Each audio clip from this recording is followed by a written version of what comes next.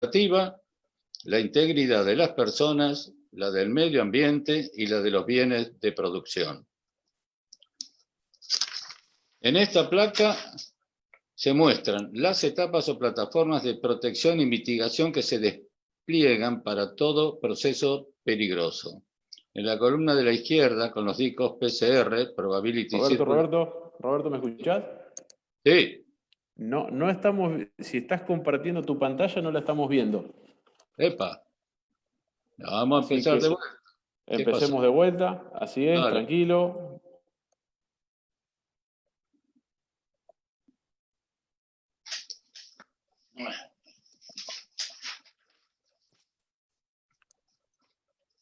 Fíjate.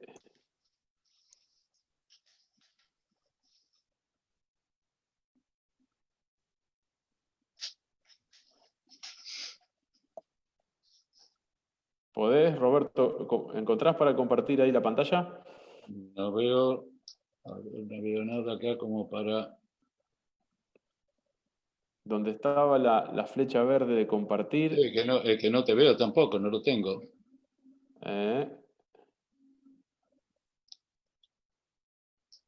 ¿Vos ves la pantalla de Zoom? Sí. No, tampoco, estoy solamente ahora viendo la pantalla mía. A ver, Zoom, vamos a ponerla acá.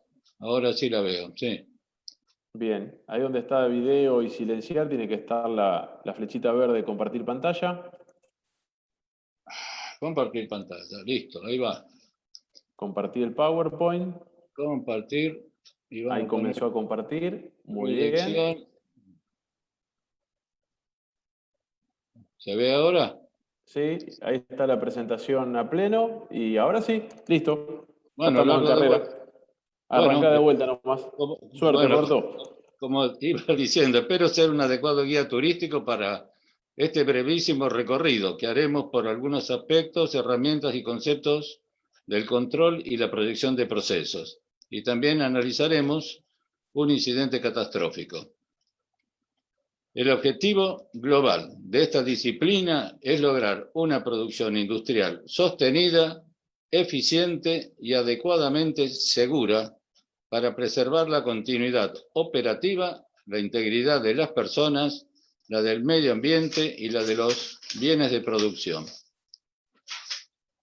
En esta placa se muestran las etapas o plataformas de protección y mitigación que se despliegan para todo proceso peligroso. En esta columna de la izquierda, con los discos PCR, solo sirve para visualizar y determinar los niveles de integridad o grados de protección provistos de cada plataforma, pero esto es para una tratativa mucho más larga de este tema. Volvamos a las plataformas. Supongamos que en lugar del proceso hay acá abajo un castillo medieval que necesita protegerse contra una invasión de bárbaros. Para esto se implementan una serie de trincheras y barreras defensivas, tales como canales con cocodrilos, puentes levadizos, carteles que digan cuidado con el perro, etc. Dando vuelta al enfoque y poniendo ahora el proceso en lugar del castillo, las capas, trincheras defensivas o plataformas de protección ahora apuntan y operan en la dirección contraria, o sea, hacia afuera.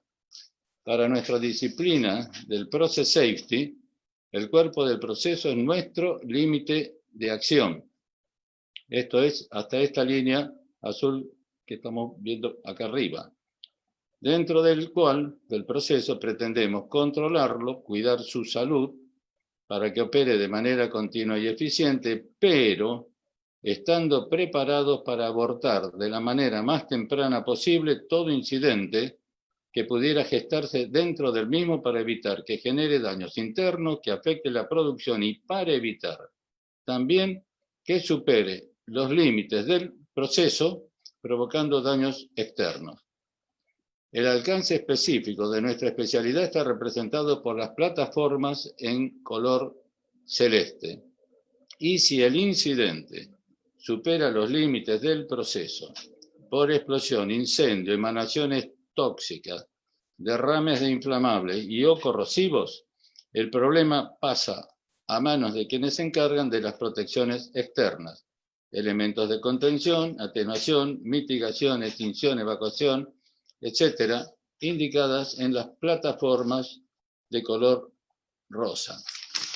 Y acá vamos a ir entrando en nuestro terreno. Y hago particular hincapié en estos dos términos que están debajo del Process Safety, Reliability e Integrity.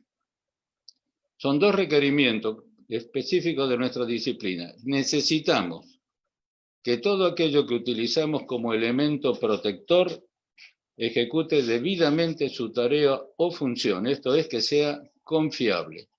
Y además, necesitamos que tenga la capacidad, resistencia o fortaleza necesaria, que denominamos integrity, para asegurar la ejecución de la tarea sin claudicar frente a la exigencia que impone el proceso. Con la técnica, esta con la que particularmente me gusta jugar, vamos a visualizarlo de esta manera. Acá tenemos estas dos semiplacas. La tarea es la misma en ambos casos y todos ellos están igualmente capacitados para desarrollar la misma función protectora. Pero claro, en el caso de la segunda placa, los muchachos parecen más aptos para cumplir la misma tarea frente a situaciones de mayor exigencia, ya que se trata de barrios o zonas con mayor nivel de peligrosidad. Y aquí abajo van a ver ustedes unas siglas que deben haberla oído con alguna repetición. SIL, Safety Integrity Level, es mayor, evidentemente, la seguridad, la integridad, el nivel de integridad segura que ofrece esta pareja. Eso significa reducir el factor de riesgo, pero también implica un mayor costo. Le voy a presentar a mi colaborador, Pedrito Esquil, desde hace muchos años, que él es el encargado de parafrasear a Woody Allen. Todo lo que ustedes siempre quiso saber sobre Process Safety y no se animara a preguntar, puede empezar a hacerlo a partir de ahora. En esta placa quiero hacer hincapié y poner énfasis en algo muy particular. La naturaleza es la dueña de la verdad y la poseedora de la total verdad. La ciencia es la que se encarga de descubrir esa verdad, hacerla visible, comprenderla, aceptarla, expresarla en lenguaje matemático y enseñarnos a convivir con ella armoniosamente para obtener el máximo beneficio de la manera más eficiente y con el mínimo riesgo. De aquí este aforismo. Podemos beneficiarnos de la naturaleza si comprendemos y respetamos las reglas de su natural comportamiento.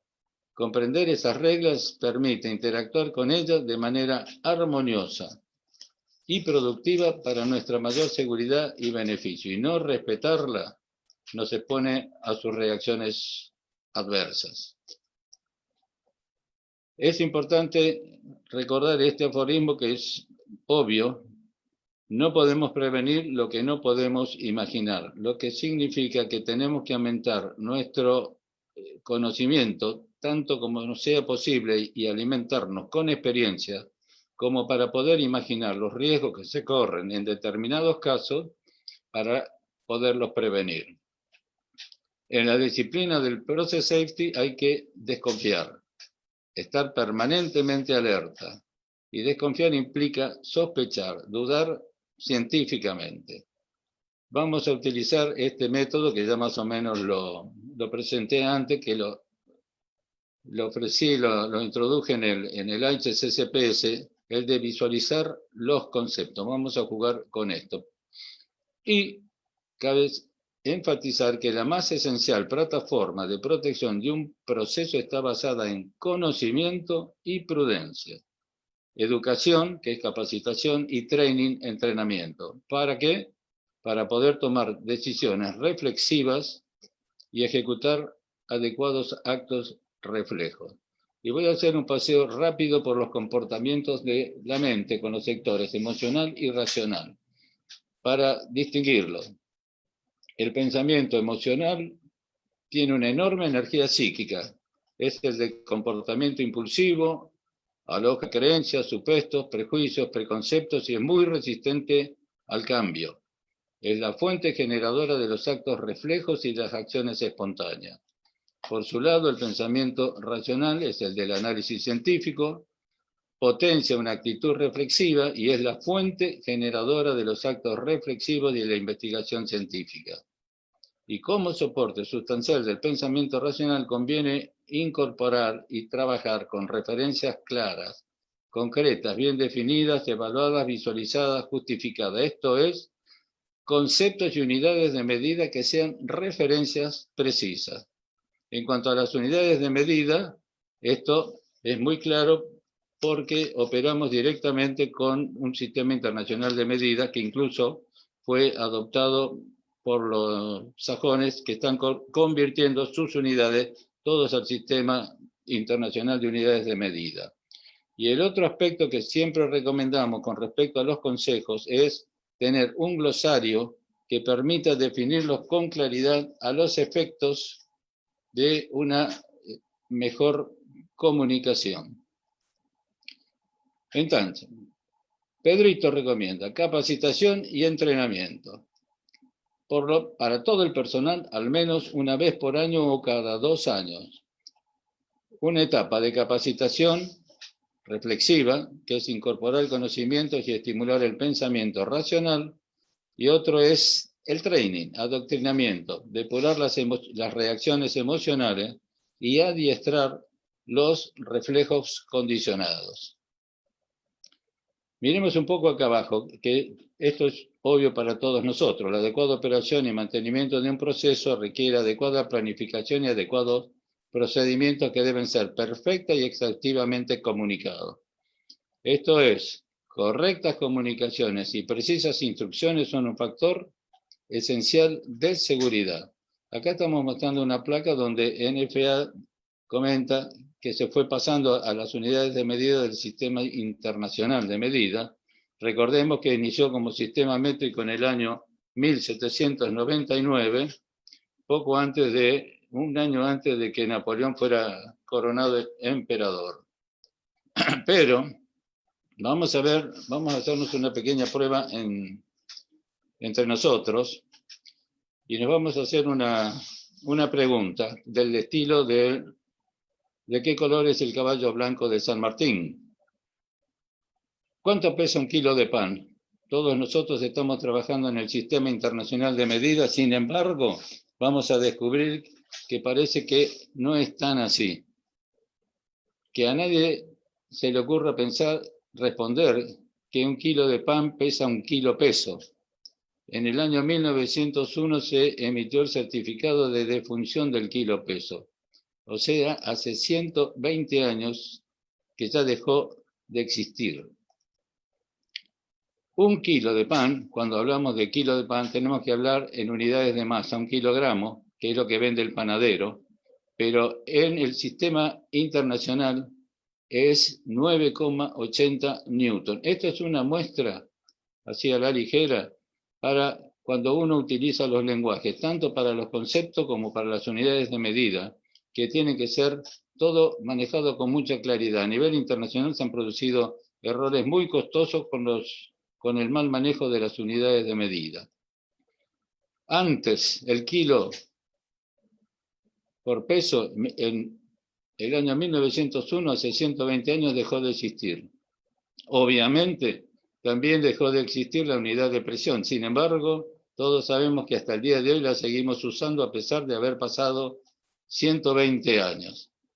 Ahora están bien separaditas desde hace 120 años. La unidad de masa, que es la esencia del cuerpo, es el kilogramo. La unidad de fuerza, que es la consecuencia, es el newton, que es masa por aceleración.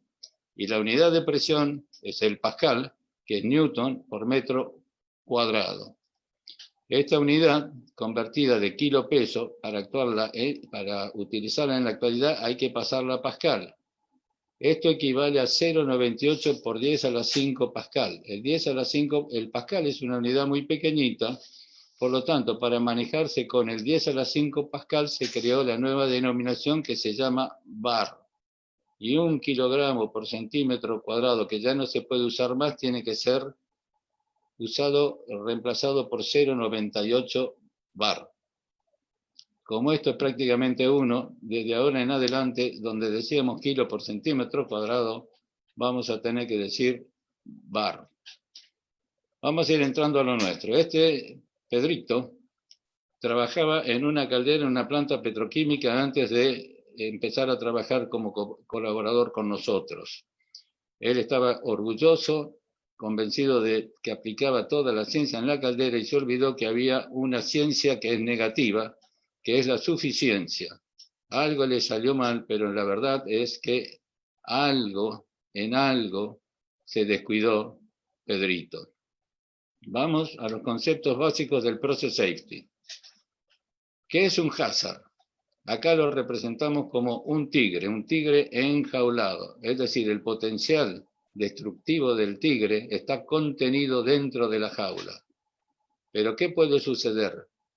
Si algún elemento llega a destrabar la puerta de la jaula, como por ejemplo una rama que cae, esto se convierte en un evento iniciador y da lugar a un incidente. Y el incidente significa que el hazard se convirtió en un peligro expuesto y las consecuencias dependerán de la velocidad de Pedrito para escapar del tigre. Esto está representado también en un proceso. Hay muchos lugares, muchos rincones, en un proceso donde hay un tigre enjaulado que en cualquier momento puede abrirse la jaula por algún evento iniciador y dar lugar a un incidente que va a tener consecuencias catastróficas como se muestra en la placa derecha. Y que no pase, como le pasó a Pedrito, que dijo, yo creí, yo supuse, no imaginé, y esto es lo que decíamos al principio. No se puede prever aquello que no se puede imaginar. Avancemos un poco más. En esta placa dividida en 4 plaquitas, está sintetizado todo lo que es el Process Safety. La primera placa tiene que ver con la identificación de los peligros latentes, los tigres enjaulados. En esta esquina, evidentemente, hay un hazard que es un peligro evidente, porque en cualquier momento se produce un incidente y un choque con consecuencias, como muestra esta segunda placa. Las consecuencias habrá que evaluarlas y la combinación de la probabilidad de que ese tigre enjaulado se suelte y produzca estos daños es lo que llamamos la evaluación de riesgo. Detrás de todas estas 4 placas hay una bibliografía enorme por cada una de ellas. En esta situación es obvio que después se analizan los sistemas de protección. En los sistemas de protección se pueden diseñar de diferentes maneras, poner señalizaciones de stop, poner barreras, poner semáforos, y en esto hay una bibliografía y un tratamiento enorme que merece cursos bastante interesantes y profundos. Y hay una cuarta placa, que es muy importante tenerla en cuenta, porque lo conveniente es tratar de hacer que los procesos peligrosos, los hazards encerrados, sean reducidos a su mínima expresión, o como en este caso que hizo Pedrito, trazó un puente en la esquina y anuló el hazard que teníamos en la primera placa. Vamos entonces ahora a entrar en el tema del proceso que vamos a investigar. Recordemos, la naturaleza es implacable con quienes transgreden sus leyes. Lo que decíamos hace un rato, no se puede prevenir lo que no se puede imaginar. Y ahora lo vamos a recorrer visualizando los conceptos. Vamos a analizar qué es lo que sucedió en esta estación generadora de energía, la Clean Energy Power Utility Station, ubicada en Estados Unidos, en Connecticut, que está a mitad de caminos entre Nueva York, Manhattan y Boston. Son 2 ciclos combinados, de esta manera. Cada una de estas imágenes es un ciclo combinado. Una turbina de gas que se utiliza para generar electricidad, que opera con gas natural, que pasa por la cámara de combustión, y los gases calientes que se expanden mueven la turbina, las aletas y la turbina, como si fuera un motor de avión. los gases calientes que sobran, que tienen bastante capacidad calórica utilizable, se los envía a una caldera de recuperación donde se convierte el agua en vapor y sirve para mover una turbina de vapor con un segundo generador. Cuando se pone en marcha una planta cualquiera, una vez instalada en la etapa del commitment, es necesario hacer una limpieza de todas las cañerías para sacarle toda la basura, los pedacitos de soldadura, pedazos de caño, zapatillas, herramientas, suciedad, etc. Esta es la cañería en el caso que nos ocupa, que hay que limpiar. La cañería de gas, una vez que se terminó de instalar, había que limpiarla, era necesario limpiarla. Acá vamos a empezar el análisis del catastrófico accidente. Se hizo una primera prueba de limpieza. ¿Con qué? ¿Qué era lo que tenían a mano esta gente? Pues el gas que iban a usar para la turbina de gas. El gas estaba entregado a 45 bar y tenía una capacidad volumétrica enorme, justamente para generar esos 620 megavatios en la central. Se utilizó el gas para hacer la limpieza con ráfagas que tenían mucha intensidad, porque se dispone a 45 bar y con un caudal muy grande, de tal manera que las ráfagas eran intensas. Se hizo una primera prueba de barrido, acá se ve como el metano, el gas natural, trepa con toda la basura y por abajo quedan las partes pesadas. Una vez probado esto, el día 7 de febrero del 2010, a las 7:30 de la mañana, se iniciaron las pruebas de barrido y limpieza usando el gas combustible. Se hicieron 15 barridos intermitentes, una ráfaga de unos 15 minutos, 10, 15 minutos, se dejaba descansar, se esperaba, se volvía a hacer una segunda, tercera, 15 barridos durante 4 horas con el gas natural a 45 bars. El último barrido, duración de 10 minutos, el volumen soplado fue de 14.000 normal metros cúbicos. Y bueno, ¿qué sucedió? Explotó. Y esta es una maqueta que muestra cómo fue el tipo de explosión y los destrozos que produjo en la instalación. Y esta es una vista lateral que se tomó de una cámara cercana. El resultado, acá está la vista. Al pie, 6 muertos, 50 heridos o más, algunos de los cuales posiblemente hayan fallecido un poco más adelante, y pérdidas millonarias del orden de los 250 millones de dólares. Tenemos otra vista superior de los destrozos, y ahora vamos a repasar qué es lo que pasó en este siniestro. El hazard, que es el tigre enjaulado, es el gas inflamable con capacidad explosiva. El evento iniciador lo vamos a analizar en un ratito. Se generó el incidente, que es la explosión, y las consecuencias están a la vista, como lo dijimos recién, se produjeron 6 muertos, más de 50 heridos y 250 millones de dólares de pérdida en el año 2010. En síntesis, hay una probabilidad de que eso suceda, que hay que analizarla, y una consecuencia, que es el resultado. Esto es el análisis del riesgo. Pero bien, para imaginar, visualizar, prever y prevenir incidentes como estos, hay que conocer a fondo la naturaleza del proceso, a lo que hacíamos referencia hace un rato anterior. ¿Cómo?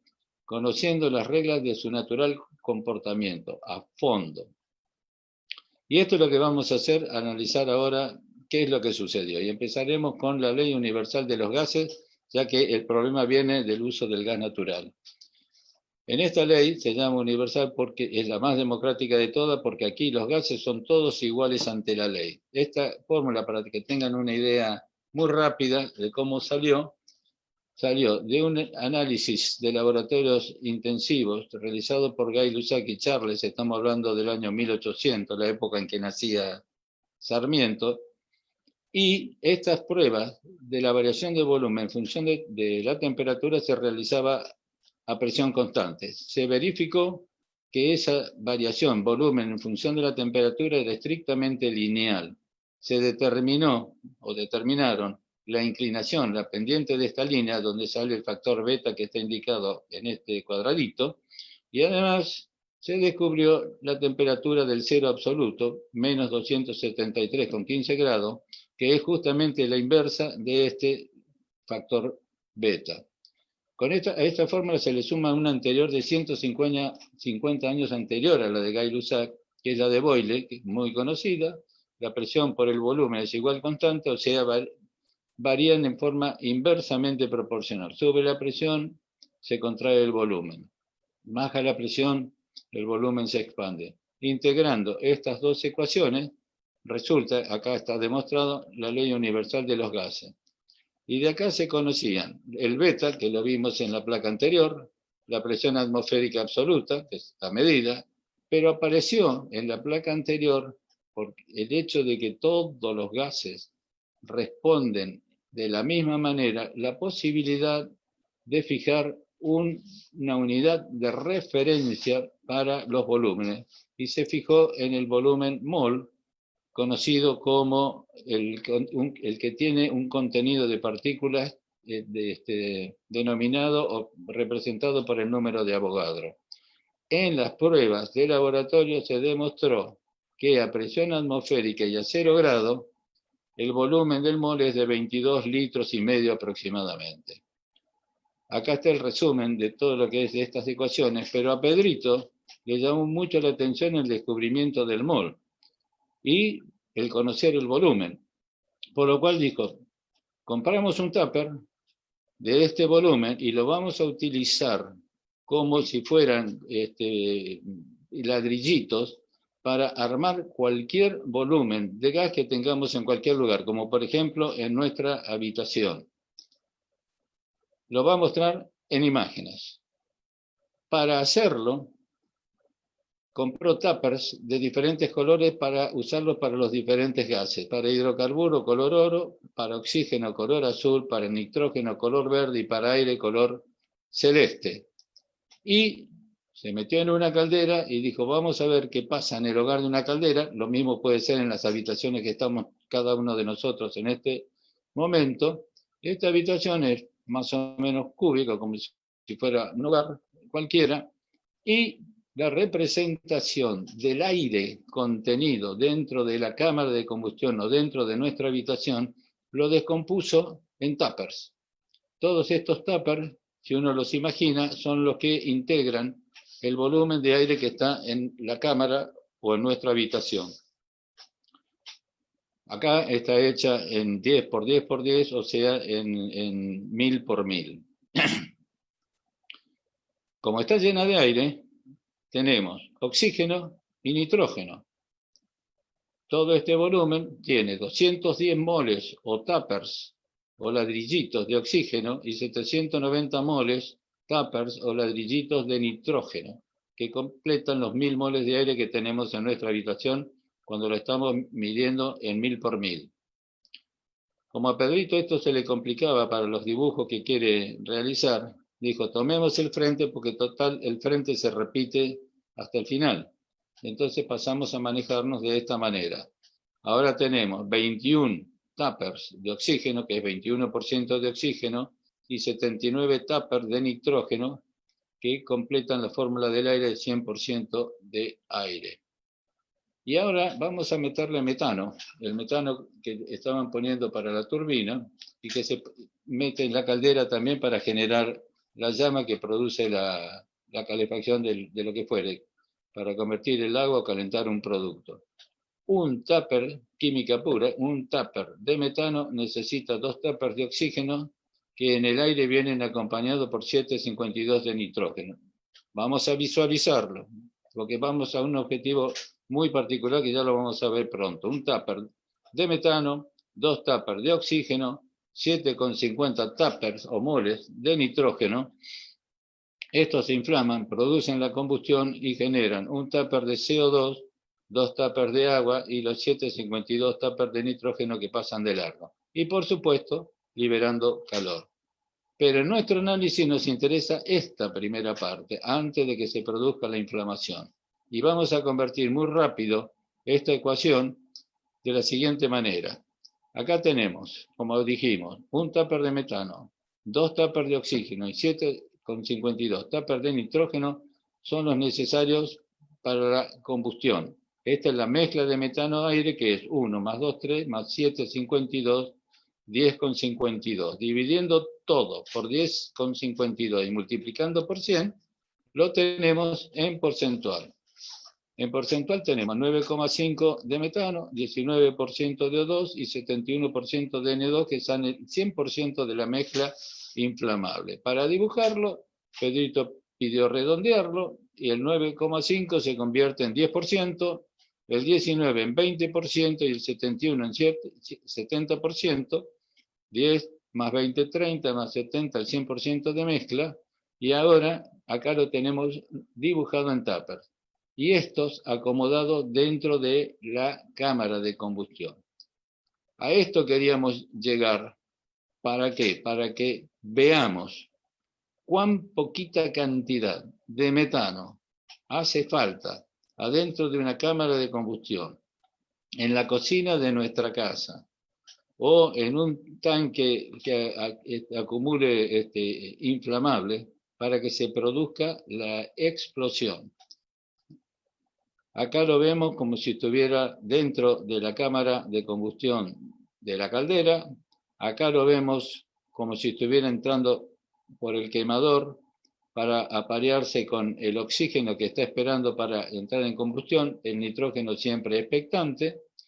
Y estas figuritas son sumamente importantes. Esta primera representa la habitación, la cocina o el hogar de la caldera en mezcla estequiométrica. Más o menos, acá están las 950 tuppers de metano con los necesarios oxígeno más el nitrógeno presente, esto explota.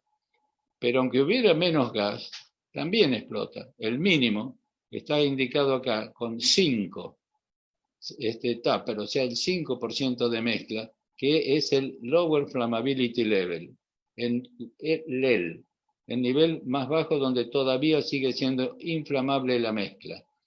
Pero también el oxígeno es capaz de aparearse con algo más gordo del estequiométrico. El máximo, que es el Upper Flammability Level, es de 15 tuppers, que se mezclan con el oxígeno necesario y con el nitrógeno siempre como participante veedor. Entre estas dos posturas, todas es posible, cualquier mezcla, es posible que genere una explosión. El punto clave que conviene visualizar y recordar y tener presente es la poca cantidad de inflamable, no solo de metano, de inflamable en general, que hace falta para que se produzca una inflamación explosiva. Y esto que está mostrado acá lo vamos a ver de esta manera. Supongamos que tenemos menos cantidad de combustible o de metano por debajo del Lower Flammability Level, por debajo del LEL, menos cantidad. En teoría no debería producirse ninguna inflamación porque no da el vínculo, la relación. Sin embargo, tenemos que el metano es mucho más liviano que el aire y eso hace que flote.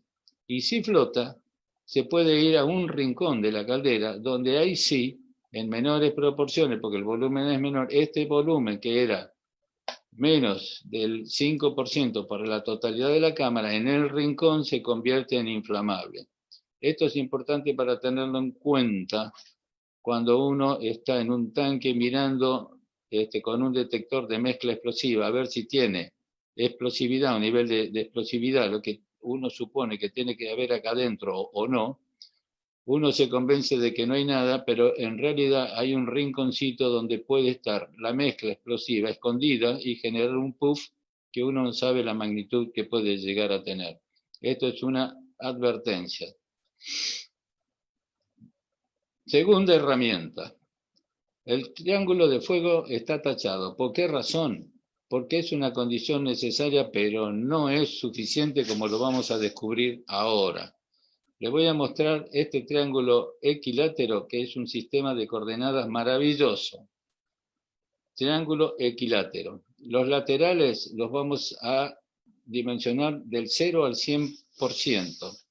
Y vamos a ver que cualquier punto que está dentro de este triángulo equilátero está representado por estas tres flechitas que son paralelas a los catetos. Lo interesante del caso es que esta flechita es igual a esta de acá porque está entre paralelas. Esta flechita es igual a esta porque es un triángulo equilátero y esta igual a esta porque están entre paralelas.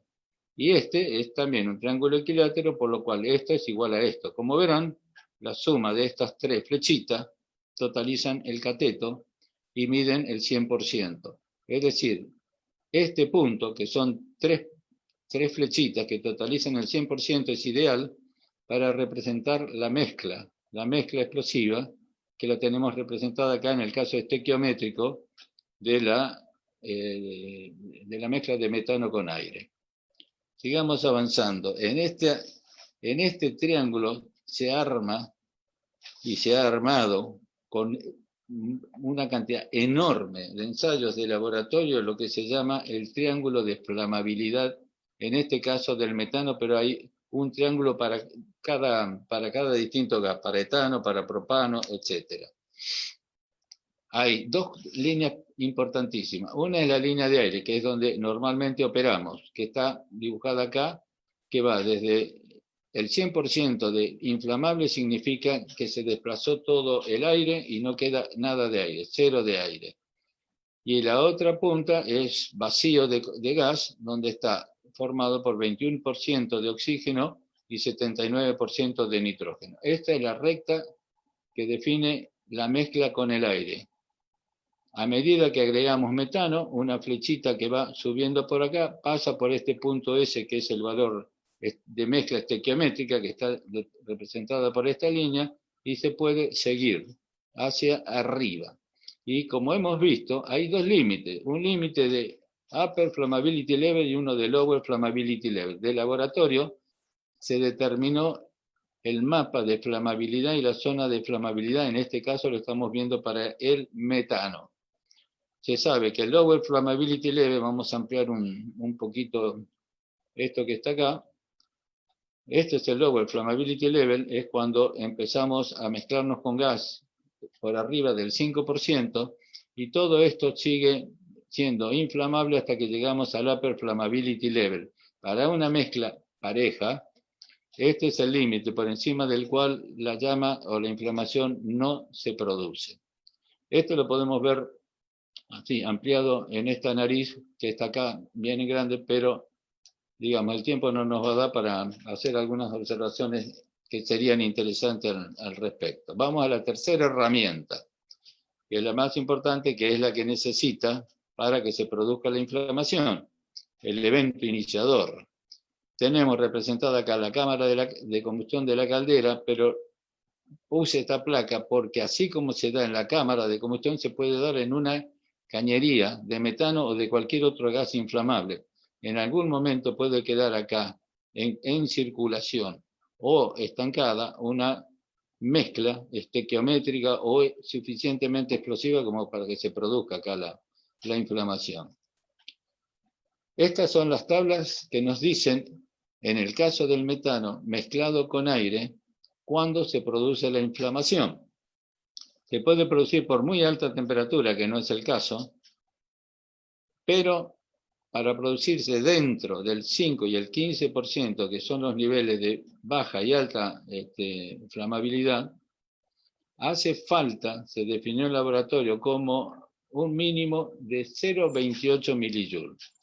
Y acá viene el otro tema importante, que es el objetivo de todo esto que estamos viendo en esta charla de Process Safety. Tener otra vez clara la idea, bien clara en nuestra imaginación, en la parte emocional y racional de nuestra mente, cuánto es este 0,28 millijoules, que difícilmente en líneas generales se lo puedan imaginar. Que es lo que le pasó a Pedrito. Pedrito se preguntó, ¿cómo hacemos para visualizar esta cantidad de energía? Y entonces se le ocurrió utilizar la misma instalación que estamos analizando. Está entrando metano por esta cañería, baja del rack para ir hacia la turbina, y acá está el aire que va siendo expulsado. Puesto que el metano está entrando para expulsar el aire, hay un momento que la mezcla va a pasar por la zona estequiométrica o muy cercana. Si en ese momento acá se produjera una chispa porque al al soplar para limpiar la cañería, la ráfaga empuja una piecita metálica que digamos que es de 10 gramos, así como si fuera un tamaño de moneda, pero en hierro, digamos, un fierrito pequeñito, que cae y al chocar con la pared del caño produce una chispa.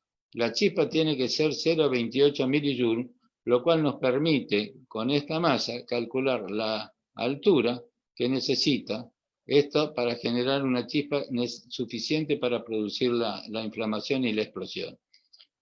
Hizo la cuenta y acá es donde se pueden asombrar para que vean el cuidado que hay que tener cuando uno se maneja con estas cosas. La altura es de 2,80 milímetros. Claro que tiene que darse a la perfección, que esa caída de los 2 milímetros genere la chispita, pero eso es más que suficiente para producir la explosión. Tal es así que en algunos casos, cuando uno se maneja en áreas clasificadas o en situaciones como esta, hasta teme que una luciérnaga encienda su luz por miedo a que lo haga explotar.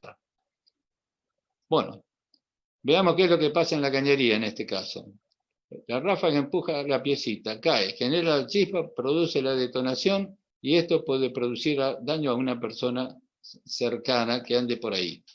Este hecho lo conocí en el año más o menos 70, en una empresa acá en las afueras de Buenos Aires que recuperaba combustible, un combustible de recuperación con polvo combustible. En el conducto se produjo una inflamación de este tipo y mató a un operador que estaba muy cerca del conducto. Ténganlo en cuenta para que vean cuáles son las mezclas explosivas que generan la explosión que está en la zona de inflamación mostrada en el triángulo de inflamabilidad y la poquita energía que hace falta para que la inflamación se produzca. En el año 2008 yo le había propuesto a la FPA y también al AICHE que sumaran los dos triángulos. El triángulo de fuego, que es incompleto, le sumaran internamente el de inflamabilidad, porque realmente para que todo esto genere una explosión o inflamación, el punto tiene que estar acá dentro de la zona de inflamabilidad. Bueno, vayamos a la explosión. ¿Qué es lo que hicimos mal? ¿Qué es lo que tienen que preguntarse los que lo hicieron? Porque normalmente lo que hacen es decir, ¿qué pasó? No, ¿qué pasó? No. La pregunta es, ¿qué hicimos mal? ¿En dónde nos descuidamos? Avancemos. Esta fue la prueba inicial del soplado y el barrido de la cañería con el gas metano a 45 bar de alimentación y un caudal enorme. Esto salía, como lo hemos visto, que se ve por acá, sale metido por acá dentro de parte de la estructura, lo cual significa que estamos en un área semiconfinada. Una chispita la pudo haber producido uno de los metales, un pedacito de soldadura que vino arrastrado por la ráfaga y chocó contra la estructura y generó la chispita. Eso ya fue el evento iniciador. Esto se convirtió en un encendedor gigante y, como lo vimos al principio, explotó. Y el resultado fue sumado a esto, el estado en que quedó la planta, 6 muertos, más de 50 heridos y pérdidas millonarias de 250 millones de dólares. Y acá llegamos al final, donde Pedrito nos hace la recomendación que nos hacía al principio. Este puente representa la conveniencia de cuidarse de los hazards y tratar de minimizarlos o suprimirlos para hacer el sistema lo más seguro y menos riesgoso posible. Y ahora quedo a disposición de ustedes. Espero que se haya escuchado bien. Roberto, ¿me escuchás? Sí, escucho. Sí, Roberto, se escuchó y se vio perfectamente bien. Teníamos unos problemas de conexión al principio con Roberto, pero por suerte se han solucionado y salió toda la perfección para tu tranquilidad, Roberto. Así que Bueno, tranquilo porque se vio todo perfecto. más que tranquilidad, mi gusto es que hayan disfrutado de Pedrito, porque es con quien más me divierto. Está bien, acá yo estoy preguntando a alguien si Durante la exposición se ve que han estado todos muy atentos, no ha habido preguntas en el chat, pero si alguien quiere hacerle una pregunta, algún comentario directamente... Yo, mientras tanto, le voy a hacer algo. Le voy a poner todas las plaquitas por si quieren tocar el tema en alguna. Bien, ahí ya tengo una pregunta de Patricio del Valle. Pregunta, Roberto. ¿Hay Ah, sistemas de... Ay, mira, espera, que me están ampliando las preguntas. Patricio pregunta, ¿hay sistemas de detección de gases implementados en refinería para evitar accidentes? sí, claro que sí, hay sistemas. Nosotros también hemos diseñado sistemas de detección de gases. Hay de varios tipos y hay sistemas estructurados para monitorear, controlar y proteger la planta. Tanto, obviamente, depende. Si estamos hablando de gases dentro de los cuerpos del proceso, los hay. Y fuera del cuerpo del proceso, por supuesto, todas las refinerías y petroquímicas tienen sistemas de detección de fuego, sistemas de detección de gases y después todo un sistema de extinción, digamos, de prevención. Existen. Hay varios proveedores y muy buenos. Muy bien. Otra de las preguntas de Juan Manuel es si, la pregunta sería, dice, si no se puede hacer el barrido con un gas inerte. Bueno, el tema fue que como consecuencia de esta explosión, que ya había habido otras similares, el Chemical Safety Board instruyó al API y fundamentalmente a la NFPA para que emitieran una norma, que es la norma NFPA 56, que salió 2 años después de la explosión. El uso que se hizo acá de gas está prohibido y hay que usar cualquier otra cosa, aire, nitrógeno, agua, barrerlo como quieran. Si quieren meter a un individuo dentro con una escoba, háganlo, pero el gas inflamable no se puede usar más. Bien, Roberto. Ahí estoy preguntando a ver quién... Bueno, Carlos Serrano dice Pedrito un crack, así que ahí se lleva, Pedrito se lleva un Gracias, punto. gracias. Un gran tipo, Pedrito. Pues sí, se portó bien. Bueno, quien quiera hacer una pregunta en vivo directamente, le habilito cámara y audio para que pueda hacer una pregunta a Roberto. A Roberto tienen que simplemente escribir en el chat Pedrito. Aquellos dos que escriban Pedrito van a poder preguntarle a Roberto o hacerle cualquier comentario que consideren acerca de la conferencia. Aprovechemos que lo tenemos aquí disponible. Acá desde Gonzalo Cruz, desde Chile, dice un gran y afectuoso saludo. Y dice, buenos datos para anticiparse a las fallas. Patricio del Valle ya acaba de escribir Pedrito, así que le voy a dar a Patricio la solicitud de audio y de inicio de video. ¿Se está viendo mi pantalla? Sí, ¿no? La pantalla sí, lo que no se No, está digo viendo porque es su estoy mostrando todos los, se ven todos los... sí, se ven todas las placas. Sí, sí. Patricio, ¿nos escuchás? Patricio. Hola, Sí, Acá me Patricio, aparece, ¿me a escuchás mí, bien, Patricio? sí, estoy acá, acá con unos inconvenientes técnicos. A ver, Está bien, pero se escucha. Nos escuchás y te escuchamos. sí, sí. Bueno, ¿qué tal? Buenas tardes, ingeniero. Antes que nada, agradecerle por una excelente exposición brindada a todos nosotros. Bueno, mi consulta es el tema, yo siempre voy para La Plata, tengo familiares para La y Plata, bueno, yo soy platense, así que me alegro. Platense, está bien, está bien. Y siempre miro los famosos fosforitos, ¿no? Los, Ajá, Esos son sistemas, o sea, el proceso es un proceso de limpieza, ¿no es cierto? El famoso obvio, sí, venteo. Eso quería saber. exactamente. Eso para no alimentar la atmósfera Claro, con... claro. Y tiene el nivel de presión es muy alto. Eso quería saber de cuántos bares, con No, qué. no, ahí los niveles son de tiraje, son bajos. No, Ajá. no, ahí la salida es bajo, es un tiraje bajo. Claro, claro, pero es para descomprimir Eso es, la- es de limpieza, simplemente pasa por un proceso de limpieza de líquido y los gases salen ahí por tiraje, se van para arriba y arriba en el flare, arriba hay un chispero que Claro. genera la chispa y inicia la combustión. Claro, pero es por una cuestión de mantenimiento o de seguridad.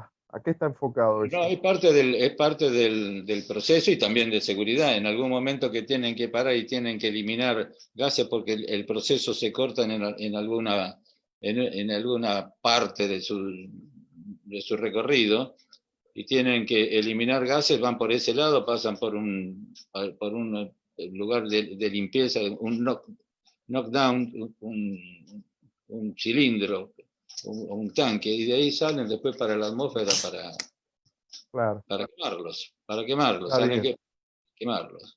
Está bien, esa era mi duda. A eso apuntaba mi Sí, sí, consulta. Muchas gracias. un placer. Gracias, Patricio, por estar y por hacer la pregunta. Vamos a esperar un segundo más Gracias a a ver si vos. alguien... No, por favor. A ver si alguien más quiere preguntarle algo a Roberto, que nos está esperando. Y mientras esperamos eso, Roberto, bueno, agradecerte por tu tiempo, por la presentación que ha sido excelente, y por todos los conocimientos y la Sí. conceptualización sobre... Mira, para todo el grupo, lo importante de lo que hemos hecho es el tema de que hemos introducido esto de la visualización, porque muchas veces es muy difícil llevar a la mente emocional, como lo comentamos al principio, estos elementos para tenerlos bien claritos y visualmente claros, como para que la mente emocional reaccione rápidamente así de forma refleja. La poca cantidad de combustible que hace falta, y eso hay que pensarlo también para las áreas clasificadas, es tan pequeñita y tan pequeñita la chispita que hace falta, que puede venir de una rosadura de una chapita del zapato o de una luciérnaga media poderosa y puede hacerlo volar. O sea que lo más importante de todo es cuidar la mezcla, que la mezcla inflamable nunca llegue a valores peligrosos. Mantenerlo siempre bastante por debajo en lo posible del nivel más bajo del inflammability level. Por eso es visualizarlo, muy importante. Escucho. Bien, Roberto. No, por el momento no tenemos preguntas y demás, así que bueno, vamos a ir finalizando la conferencia. De parte de todo lo que es el equipo de Calcic, de Arturo Villafañe, que es el convocador de conferencistas y demás, que es quien va armando su programa de conferencias, darte las gracias por, insisto, por tu tiempo, armar las presentaciones y prepararlas lleva un tiempo. Hemos tenido un montón de reuniones y pruebas técnicas previas. Y eso Sí, claro. insume, por supuesto, esfuerzo. Así que, Roberto, de parte de Calcic, muchas gracias y esperamos verte, por supuesto, en una nueva conferencia con un nuevo tema. Bueno, y gracias a todos. Saludos de Pedrito. Bueno, serán bien recibidos. Gracias. Bueno, Roberto, muchísimas gracias por tu tiempo. Yo, de mi parte, darles las gracias a todos los que han estado presentes. Vamos a cerrar la conferencia. Los esperamos el próximo jueves con una nueva conferencia. Ya saldrá mañana los flyers y, por supuesto, estén atentos a nuestras redes sociales con todas las novedades en cuanto a cursos, capacitaciones y demás que vamos a ir presentando y mostrando a medida que vayamos avanzando y transitando esta situación de pandemia en este contexto que nos toca vivir. Esperemos pronto que esto se solucione y podernos vernos en el campo de entrenamiento y hacer lo que más nos gusta, que es venir acá y hacer el entrenamiento práctico. Mientras tanto, este ciclo de conferencias nos sirve para mantenernos actualizados y escuchar la palabra de especialistas con una gran experiencia, como es el caso de Roberto. De parte de mí y de parte de todo el equipo de Calcic, nuevamente gracias y nos vemos, por supuesto, el próximo jueves en una nueva conferencia. Gracias, Roberto. Fantástico. Gracias a todos ustedes. Gracias, Cristian. Por favor, gracias y cuídense. Nos vemos. Y un abrazo a Arturo. Chao, chao. Chao, chao.